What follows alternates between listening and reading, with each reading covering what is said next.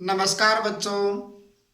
आज हम आपके लिए लेकर आए हैं सॉल्यूशन वीडियो उस एक्सरसाइज का जो एक्सरसाइज आपको इलेक्ट्रिक फील्ड लाइन विद्युत क्षेत्र रेखाओं के लेक्चर के एंड में दी गई थी। कैसे हो सारे? आई होप सारे अच्छे ही होंगे। मैं Pawan Kumar Nehra, welcome back to Nehra physics classes. चलते हैं क्वेश्चन की ओर। पहला क्वेश्चन क्या था? पहला क्वेश्चन अपना ये था कि एक साबुन का बुलबुला है और उस पर नेगेटिव चार्ज दिया जाता है, तो उसकी जो रेडियस है वो किस प्रकार से प्रभावित हो जाती है। क्वेश्चन दोबारा सुन कि हमारे पास एक साबुन का बुलबुला है। किसका बुलबुला है? साबुन का बुलबुला है। स्फीयर के आकार का होगा ना। और इस साबुन के बुलबुले पर यदि चार्ज दे दिया जाए, तो इसकी रेडियस किस प्रकार से प्रभावित होगी। वो चार्ज भी नेगेटिव दे दिया जाए तो इस तरीके से इसके सरफेस पर चार्ज आ जाएगा ना। ये चार्ज आने से इसकी रेडियस बढ़ेगी, घटेगी या अप्रभावित रहेगी, ये हमारे को इसमें आंसर बताना था। तो देख, ये जो चार्ज है नेगेटिव, कोई भी दो चार्ज की, इन दोनों की बात कर ले, एक दूसरे को क्या कर रहे हैं? रिपल्सिव, यानी कि दूर भगाने का प्रयास कर रहे हैं। ये भी कर रहे हैं, ये भी कर रहे हैं, ये भी कर रहे हैं, हो रहा ना। ये एक दूसरे से दूर भागने का प्रयास कर रहे हैं समान नेचर के होने के कारण। समझ में आ गया कि एक दूसरे को प्रतिकर्षित करेंगे तो ये एरिया है ये बढ़ाने का प्रयास करेंगे, यानी कि रेडियस है वो बढ़ जाएगी। रेडियस क्या हो जाएगी? बढ़ जाएगी। साबुन के बुलबुले की त्रिज्या आवेश देने पर बढ़ जाएगी। यदि यहां पर पॉजिटिव हो तो भी प्रतिकर्षण, और तो भी वो क्षेत्रफल ज्यादा चाहेंगे, रेडियस बढ़ जाएगी। समान ही आंसर रहेगा। Question number 2। दूसरा क्वेश्चन क्या था? दूसरा क्वेश्चन था हमारे पास चार मान थे 1.6 इंटू 10⁻⁹ कूलम।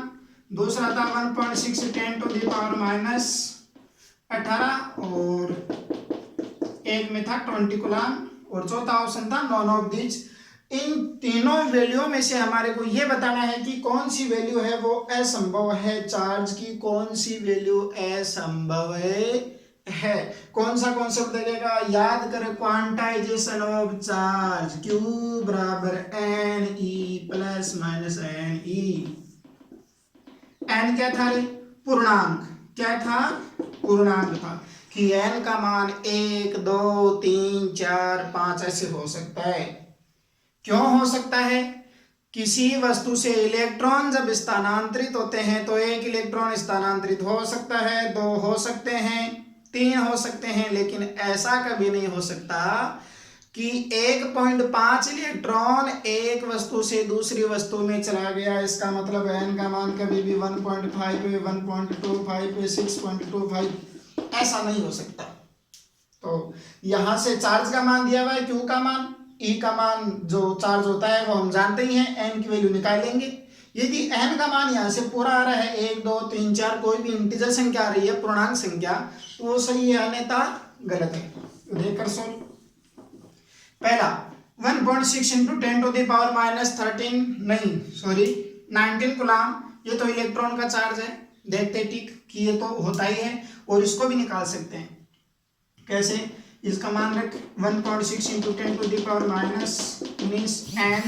E का मान कितना होता है? दोनों कैंसिल, यानी ये n बराबर है 1, पूर्णांक संख्या है। पहला मान हो सकता है। दूसरा देख, दूसरे में क्या करना है? दूसरे ऑप्शन में 1.6 इंटू 10⁻⁻18 इक्वल टू क्या रखना है रे? n। Q का मान रख दिया ना मैंने, n का मान E उधर चला जाएगा, भाग में 1.6 इंटू 10⁻⁻19 1.6 से 1.6 कैंसिल, कितना आया? -18 19 ऊपर जाकर किसकी हो जाएगी? प्लस की होगी ना, ये प्लस की 19। n का मान कितना आया? 10 की पावर 8 10। यानी कि ऐसा भी हो सकता है, यहां पर भी n की जो वैल्यू है पूरी एक संख्या आ रही है, पूर्णांक संख्या आ रही है। तीसरी में भी देख, Q बराबर है एन ई, Q का मान 1.6 इंटू 10⁻20 एन ई फिर भाग में चला जाएगा, n बराबर 1.6 इंटू 10⁻20 ई 1.6 इंटू 10⁻90। अरे ई की वैल्यू का तो पता है ना, इलेक्ट्रॉन पर चार्ज ये होता है। n की वैल्यू कितनी आएगी, यहाँ से कैंसिल, ऊपर चला जाएगा 10⁻1 और 10⁻1 का मतलब 0.1। क्या 0.1 इलेक्ट्रॉन कभी एक वस्तु से दूसरी वस्तु तक स्थानांतरित हो सकता है? नहीं हो सकता है। It is not possible. ये चार्ज कभी भी किसी वस्तु पर नहीं देखने को मिलेगा। क्वेश्चन नंबर 3 क्या था? क्वेश्चन नंबर 3 अरे सोल्व तो किया था ना इनको।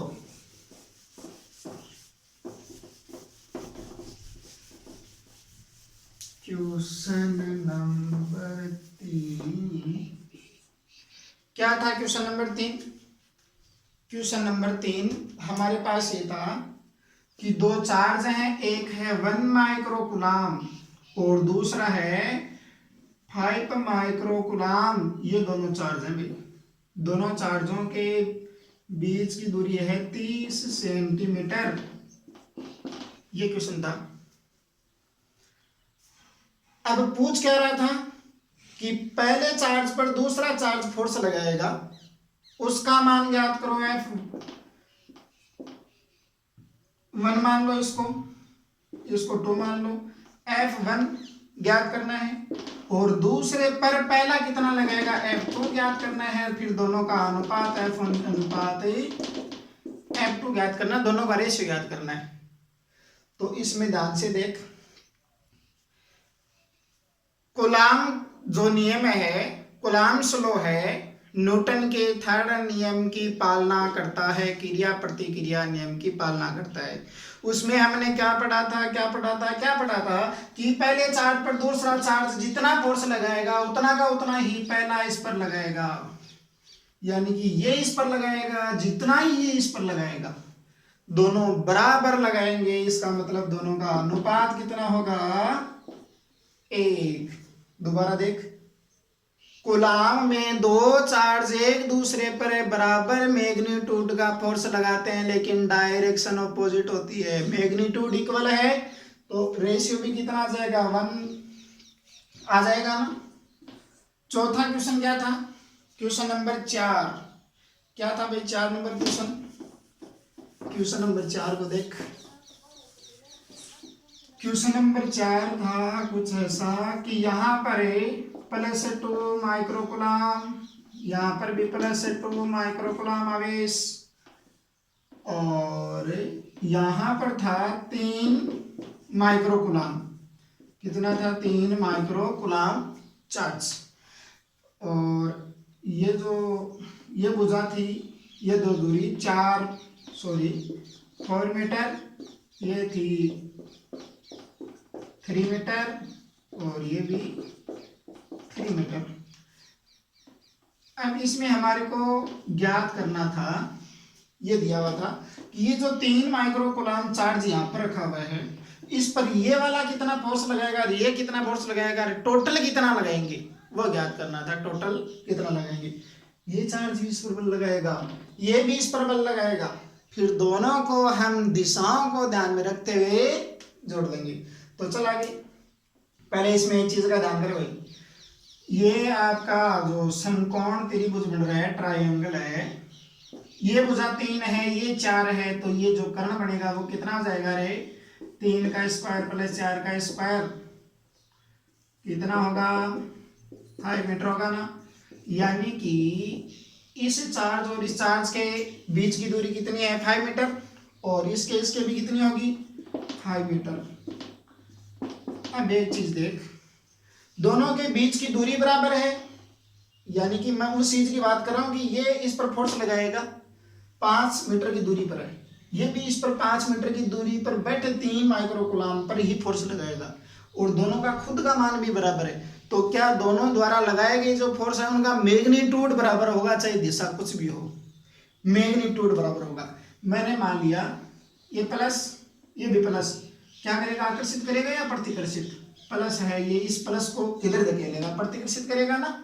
लाइन ऑफ जॉइनिंग, दोनों को मिलाने वाली ये रेखा है, इसी रेखा की के अनुदिश इसको प्रतिकर्षित करेगा और ये भी इसको इस डायरेक्शन में प्रतिकर्षित करेगा, इस 3 माइक्रो कूलम को।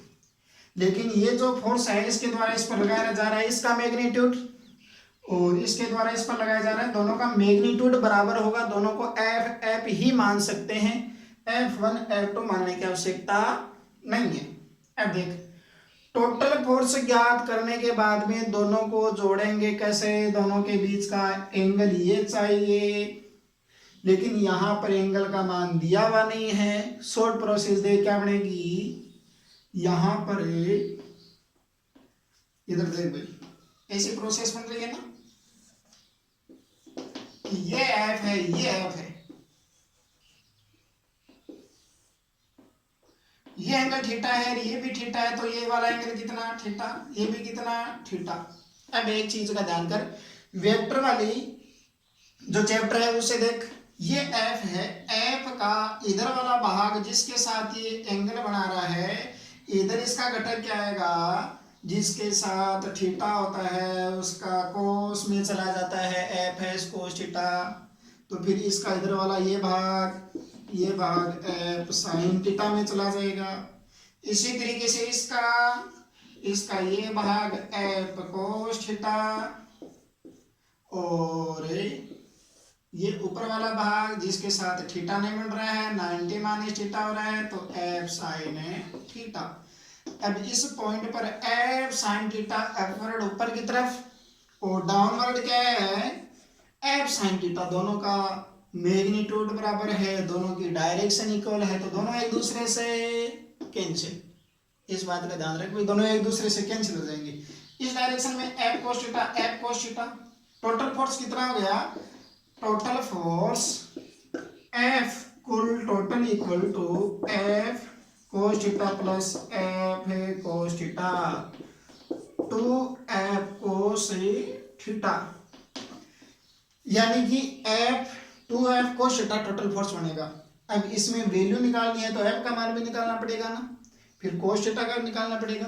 तो देख f का मान कैसे निकालेंगे भाई, इसकी बात करता हूं तो k Q1 Q2 बटा क्या होता है r स्क्वायर, k की value 9 into 10 to the power 9, और Q1 कितना है 2 micro coulomb, 2 into 10 to the power -6, और ये कितना है 3 micro coulomb, 3 into 10 to the power -6, upon दोनों के बीच की डिस्टेंस 5 मीटर, यानी कि 5 का स्क्वायर कितना हो जाएगा 25, कितना हो जाएगा ये एफ का मान कितना हो जाएगा ये 6, 54 25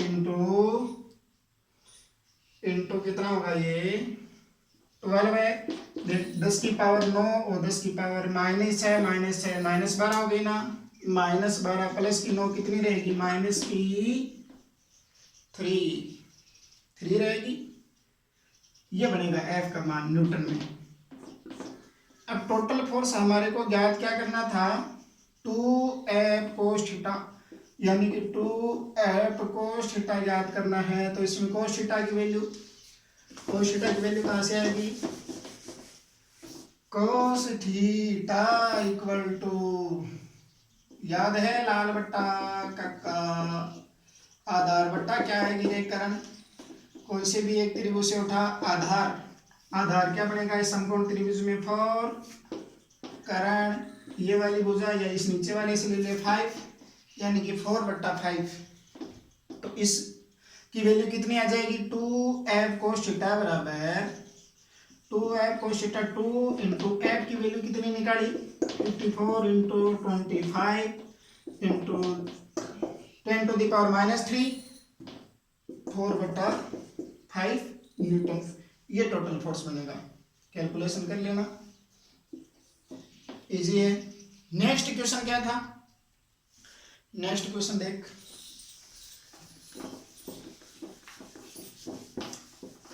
नेक्स्ट क्वेश्चन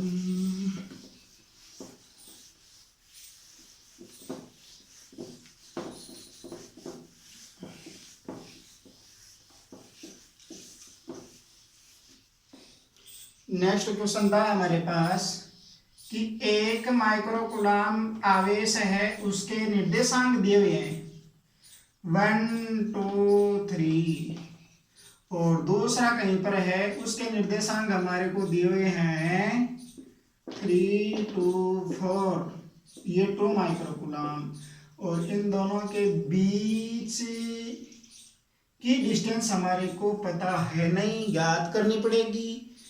ज्ञात ये करवा रहा है कि कूलम फोर्स है, उसको ज्ञात करना है। तो F equal to K Q1 Q2 बटा R स्क्वायर, R की वैल्यू चाहिए, K का कांस्टेंट वैल्यू होती है, Q1 Q2 दोनों है। ऐसी स्थिति में हम क्या करते हैं, ये यदि Q1 है, ये Q2 कैसे भी मान सकते हैं, तो ये क्या हुआ X1 X2 और X3, sorry X1 Y1 Z1, और ये X2 Y2 Z2, ये निर्देशांक बन गए। और ऐसी कंडीशन हो तो शॉर्ट फॉर्मूला होता है दोनों के बीच की डिस्टेंस कितनी बनेगी, उसका X2 माइनस X1 का होल वर्ग, Y2 माइनस Y1 और Z2 माइनस Z1 का होल स्क्वायर। तो निकाल बीच की डिस्टेंस कितनी आएगी, डिस्टेंस R बराबर X2 का मान कितना है भाई 3 माइनस 1 कितना रहेगा 2, 2 का वर्ग कितना आ जाएगा 4, Y2 2 माइनस Y1, Y1 का मान भी 2, 0 का वर्ग 0, प्लस Z2 4 Z1 3, 4 माइनस 3 1, 1 का वर्ग 1, यानी कि कितना आ गया √5 मीटर। अब निकालिए F equal to K 9 into 10 to the power 9, Q1 का मान कितना है 1 माइनस 6 अपॉन में √5 का वर्ग, कितना जाएगा 18 10 टू द पावर 3 बटा 5, 3.6 माइनस 3 न्यूटन। Okay, thanks.